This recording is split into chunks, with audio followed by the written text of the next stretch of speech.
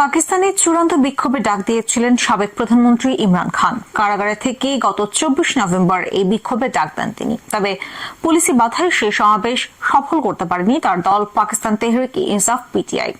নেতাকর্মীদের ব্যাপক গ্রেফতারের মুখে কর্মসূচি বাতিল করে পিটিআই। বিক্ষোভের পর নতুন করে বিপদে পড়েছেন ইমরান খান ও তার স্ত্রী বুশরা বিবি। পাকিস্তানের সংবাদ মাধ্যম জিও নিউজের এক প্রতিবেদনে এই তথ্য জানানো হয়েছে। প্রতিবেদনে বলা হয়েছে, পাকিস্তান তেহরিক-ই-ইনসাফের বহুল আলোচিত প্রতিবাদের একদিন পর দলের প্রতিষ্ঠাতা ইমরান খান সহ নেতা কর্মীদের বিরুদ্ধে 8টি মামলা করা হয়েছে। ইসলামাবাদ পুলিশ এই মামলা করেছে। প্রধানমন্ত্রী শাহবাজ শরীফ স্থিতিশীলতা বজায় রাখতে কঠোর সিদ্ধান্ত নেওয়ার আহ্বানের পর পুলিশ এই মামলা করেছে। বুধবার ফেডারেল মন্ত্রিসভার বৈঠকে প্রধানমন্ত্রী বলেন, আমাদের সিদ্ধান্ত নিতে হবে যে আমরা পাকিস্তানকে বাঁচাবো নাকি বসতে দেব। প্রধানমন্ত্রীর এমন বক্তব্যের কয়েক ঘন্টা পর এসব মামলা হয়েছে। এখন কি করবে ইমরান খানের পিটিআই?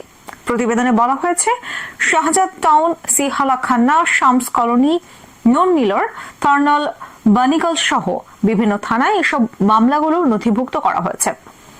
সম্প্রতি দায়ের করা এসব মামলায় ইমরান খান ছাড়াও তার স্ত্রী বুশরা বিবি এবং পিটিআইয়ের কেন্দ্রীয় নেতৃত্বের নাম রয়েছে। এর মধ্যে অন্যতম হলেন আলী আমিন গন্দাপুর, সালমান আকরাম রাজা এবং শেখ ওয়াকাস আকরাম। এছাড়াও এসব মামলায় হাজার হাজার নেতাকর্মীর নাম রয়েছে।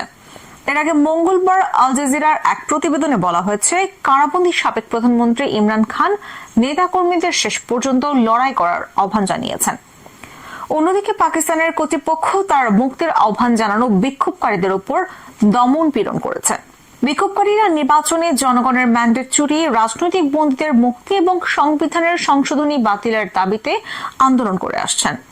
সাবেক প্রধানমন্ত্রী ইমরান খান সামাজিক যোগাযোগ মাধ্যমে এক পোস্টে বিক্ষোভকারীদের শান্তিপূর্ণ এবং ঐক্যবদ্ধ থাকার আহ্বান জানান। তিনি বলেন, সত্যিকারের স্বাধীনতা ও পাকিস্তানে টিকে থাকার জন্য তাদের এই সংগ্রাম।